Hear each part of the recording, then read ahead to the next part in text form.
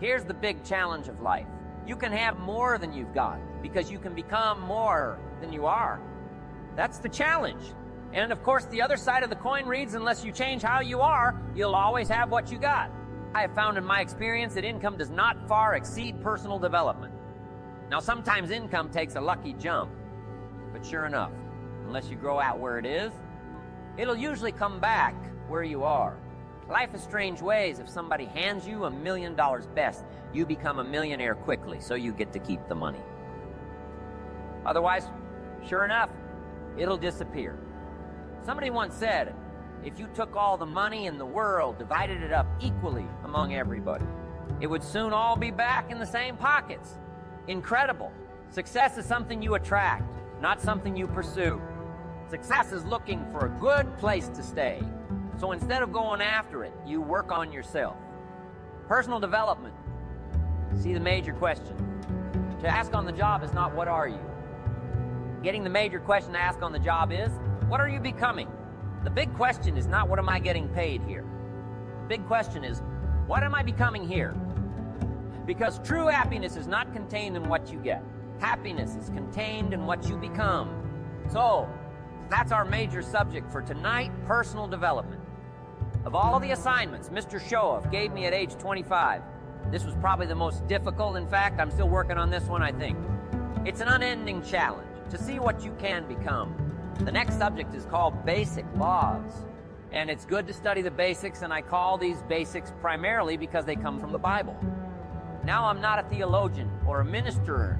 That'll be apparent. But Mr. Showoff taught me that the Bible was a good textbook for ideas and stories and success equation. How to live the better life. I found out that was true. He also taught me that the Bible is as practical as it is spiritual. And I found out that's true. If you look at your bank account and your income and you're not happy, there's several places in the Bible to check to see what the heck's wrong, so you can make the changes. And we're going to cover some of those tonight, called basics. Okay, the next subject is my favorite, setting goals. Mr. Showoff taught me how to set goals. What a favor that was.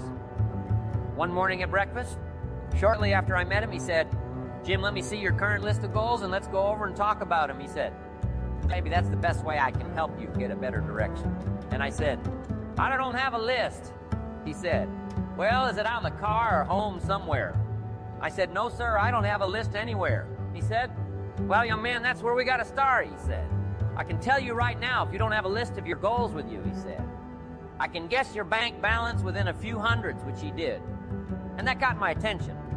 I said, you mean my bank balance would change if I had a list of goals? He said, drastically that day. I became a willing student how to set goals. And sure enough, learning how to set goals changed my life.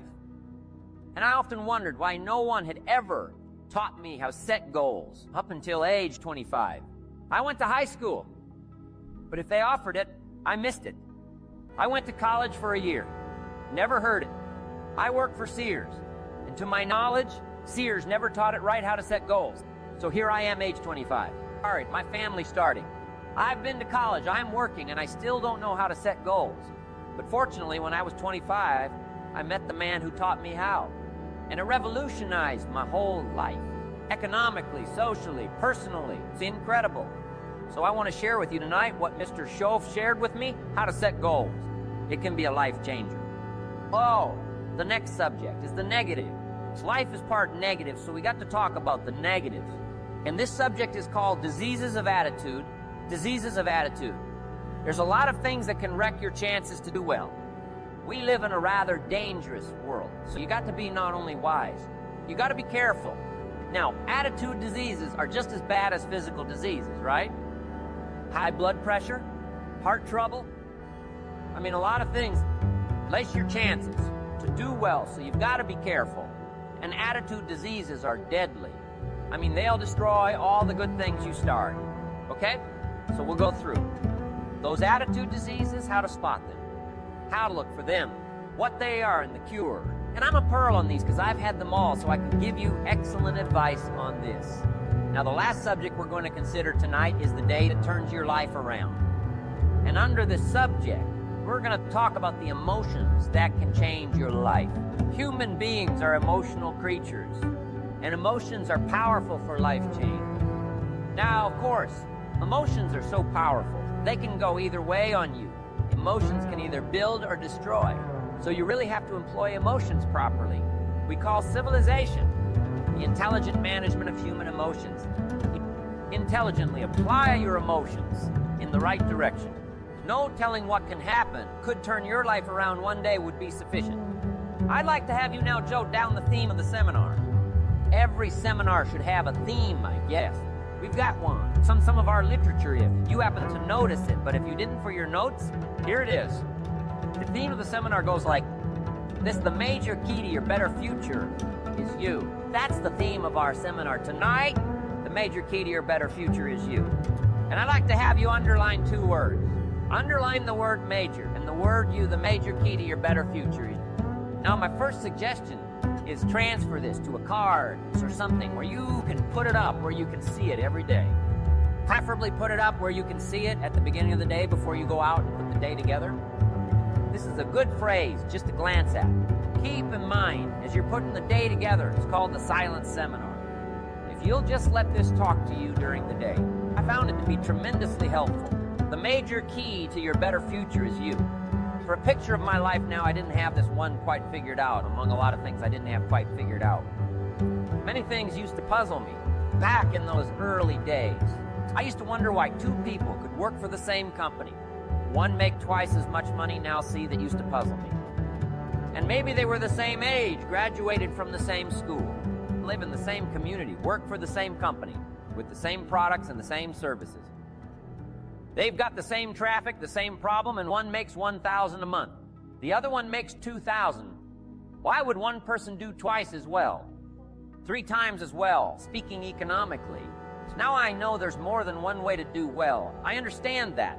But in this little narrow area called compensation, what's the difference? Well, back then with my faulty thinking, I'm trying to reason it out. I thought, well, maybe time makes some of the difference, right?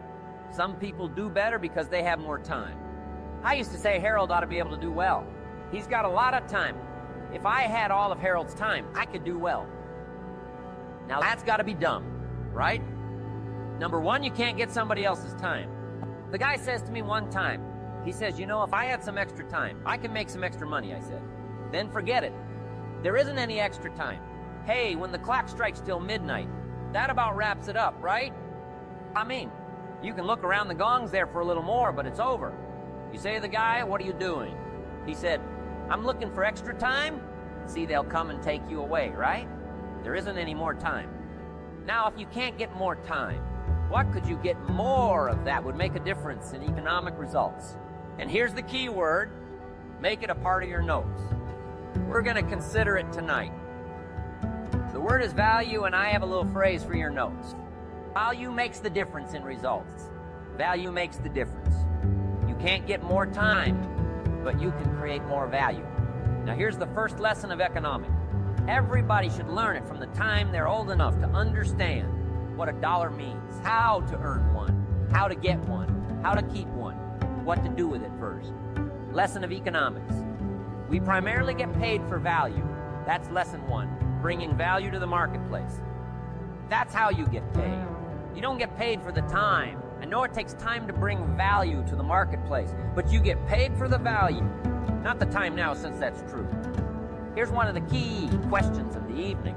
Is it possible to become twice as valuable at the marketplace and make twice as much money at the same time? Could you become 3 times as valuable, make 3 times as much money in the same? Is that possible? The answer is yes, if, and it's always if right life is, known as the big if. Harry Truman once said life is iffy. How true. And here's the big. If we're going to consider it tonight, it's possible to do much better at the marketplace. If you go to work primarily on yourself, and that's the theme of our seminar tonight, learning to work primarily on yourself. People have asked me for the last 24 years, how do you develop an above average income? And the answer is become an above average person. Develop an above average handshake. Some people want to be successful. They don't even work on their handshake, as easy as that would be to start on. Until they let it slide. They don't understand develop an above average smile, develop an above average excitement. Develop Develop an above-average interest in other people. Develop an above-average intensity to win. See, that'll change everything. Probably one of the most frustrating experiences in life. He is looking for an above-average job with above-average pay without. Becoming an above-average person. It's called frustration. And Mr. Shove gave me probably the greatest clue he gave me. When I first met him, he said, Jim, if you want to be wealthy and happy, the rest of your life just learn this lesson. Well, he said, learn to work harder on yourself than you do on your job. And he had these interesting questions to ask. I'm giving him a little rundown one day on how things hadn't worked out for me. They said, Mr. Rohn, I've got the answer for you. If you will listen carefully, I did that day, and for the next 5 years, if somebody's wealthy and happy, you've got to listen. He said, Jim, I've only known you a short time, he said. It's already my honest opinion that for things to change for you, you've got to change. That wasn't quite the answer I was looking for, but that's the answer he gave me, and I pass it along to you. For things to change for you, you've got to change. Otherwise, it isn't going to change. Before I met Mr. Shove, I used to say, I sure hope things will change, right? That seemed to be my only hope. If it isn't going to change, I'm in serious trouble. And then I discovered it isn't going to change. So I'm in serious trouble. See, I can tell you. I did a seminar one time for Standard Oil Executives Management in Honolulu. We're having a conference one day on this big conference table. And one of them said to me, Mr. Rohn, you know some fairly important people halfway around the world. What do you think the 80s are going to be like? I said, gentlemen, I do know the right people, I can tell you. So they all listened very carefully. And I said, gentlemen, based on my wide experience, I can really honestly say to you, in my opinion, in the 80s, it's going to be about like it's always been. It isn't going to change. Tide comes in and then it goes out for 6,500 years that we know of recorded history, probably long before that. So it is not going to change. It gets light and then it turns dark 6,500 years. It's not likely to change, and we're not to be startled by that. And if the sun goes down, the guy says, what's happened? What's happened? It means he hasn't been here long, I guess, right? It always goes down about this time. The guy says, well, I don't like that arrangement. Well, you got to talk to somebody besides me, right? It gets light, then it turns dark in rotation. The next season after fall is what? Winter? Pray tell? How often? Does winter fall every year regularly for the last 6,500 years that we know of? See, it is not going to change. Now some winters are long, and some are short, some are hard, and some are easy, but they always come right after. It isn't going to change. Sometimes you can figure it out, sometimes there's no way to figure it out. Sometimes it goes well, sometimes it gets in a notch, sometimes it sails along, sometimes it gets in reverse. See, that's not going to change the last 6,500 years. It reads like this opportunity mixed with difficult. That's how it reads. It isn't going to change, the man says. Well, if it isn't going to change, how will my life ever change? Answer, you change. And whether I'm talking to the high school kids or business executives, my message is always the same, and it goes like this the only way. It gets better for you. It's when you get better. Let me give you the 4 major lessons in life to learn. Here's 4 majors. It's good to study the majors. In our weekend seminar, we teach some people don't do well because they major in minor things. You've got to be on the lookout at the end of every weekend of every month. Yes, you've got to check. Make sure you're not spending major time on minor things. We go through that whole series, majors and minors. Now let me give you 2 phrases before we get to the 4 majors. This will set it up and you'll see where I'm going. 2 key phrases. For your notes, here's the first one. Life and business is like the changing seasons. That's the first phrase. Life and business is like changing seasons. One of the best ways to describe life. It's like the seasons. Now here's the second phrase, very important. You cannot change the seasons, but you can change yourself. You can't change the seasons, but you can. Change yourself and see. That's how life gets better for you, not by chance, but by change. Now here's the 4 major lessons in life to learn. I've got my first book finished, came out a couple of weeks ago. This is in it, the 4 major lessons in life to learn. Here they are. Number 1, learn how to handle the winners. That's lesson 1. They come right after falls with regularity. Some are long and some are short and some are hard and some are easy, but they keep coming.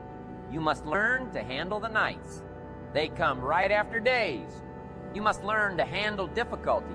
It comes right after opportunity. You must learn to handle recessions. They always follow progressions. For the last 6,000 years, it isn't going to change. The lesson you must learn is how to handle it, and there's all kinds of winners, right? The winter when you can't figure it out. The winter when it all goes smash. The winter when it turns belly up, the winter when it won't work. When you've run out of money and you've got a broken heart, see, those are winter times. There's all kinds. Economic winners, social winners, personal winners. When your heart is smashed in 1,000 pieces and the nights are unusually long. Your prayers seem to go no higher than your head. Keep with the winter time. Those are normal. That's part of life. But the question is, how do you handle it? How do you handle the coming winters and the disappointments and the downtimes? Well, you can't get rid of January by tearing it off the calendar. But here's what you can do. You can get stronger, you can get wiser, and you can get better. The winters won't change, but you can. And that's how life changes for you. See, before I understood.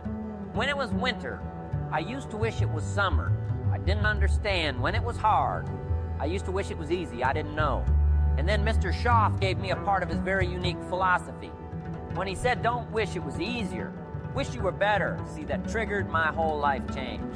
Don't wish for less problems, wish for more skills. Don't wish for less challenge, wish for more wisdom. That's the key. So that's lesson 1. Learn how to handle the winters. Here's lesson 2. Learn how to take advantage of the spring. That's the second one. Spring is called opportunity. Spring follows winter. What a great place for it if you were going to put it somewhere that would be the place to put it right after winter. And pray tell, how often does spring follow winter every year with regularity? You can almost count on it. See, opportunity always comes. Days follow nights.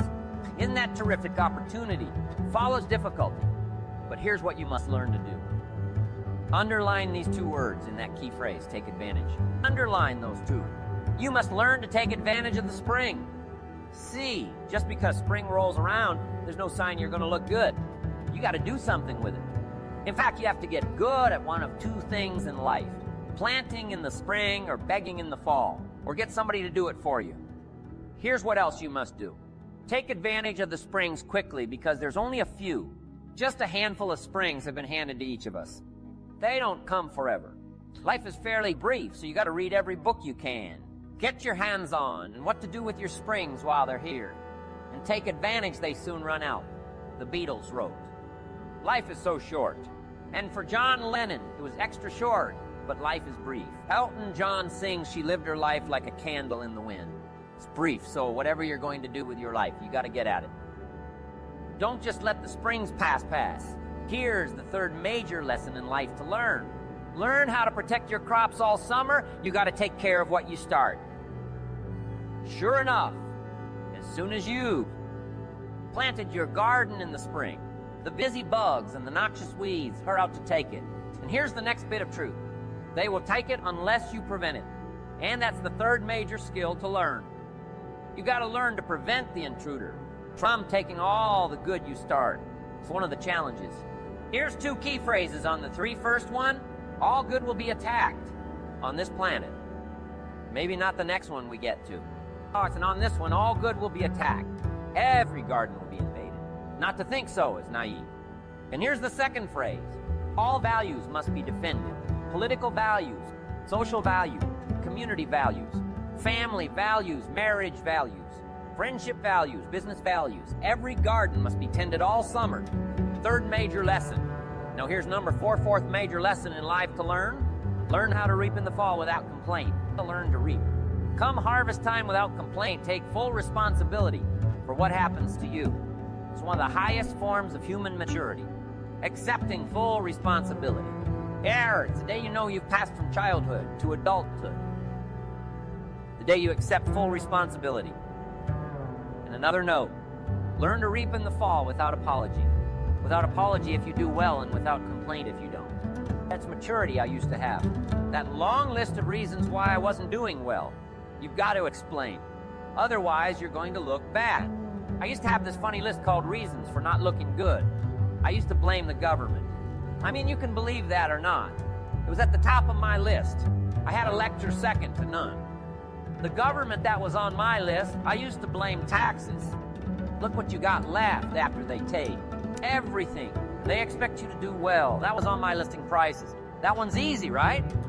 Walk into the supermarket with $20. Come out with a little half bag. So I had that on the list. I used to blame the weather. I blame the traffic. I used to blame my car. I blame the manufacturers. I used to blame the company. I blame company policy. I used to blame the training program. I blame my negative relatives. They were always putting me down. I blame my cynical neighbors. They're just selfish, looking out for themselves, won't you money. They were on my list. I used to blame the economy.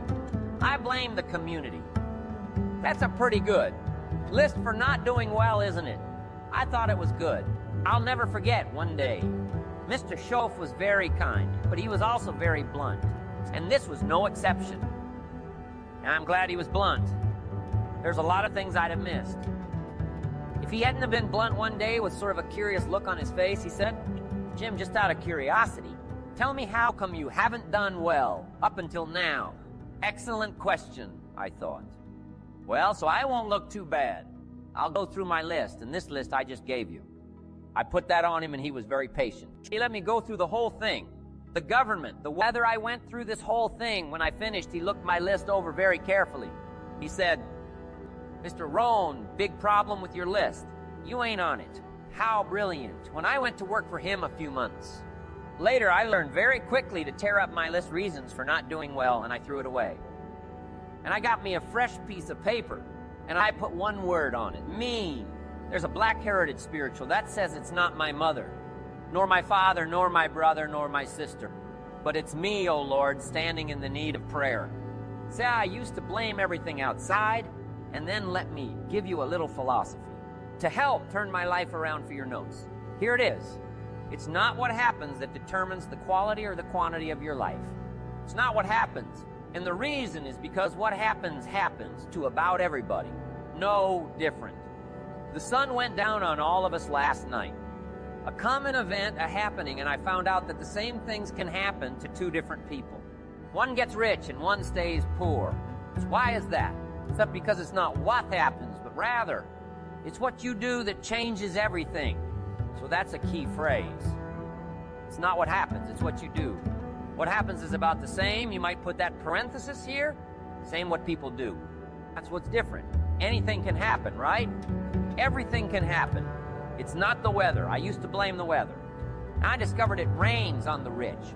So see, that won't help two men wake up one morning. There's a rainstorm on. One of them looks out his window, sees the rainstorm, and he says, "Wow, what a storm." With weather like this, they can't expect you to go out and make sales.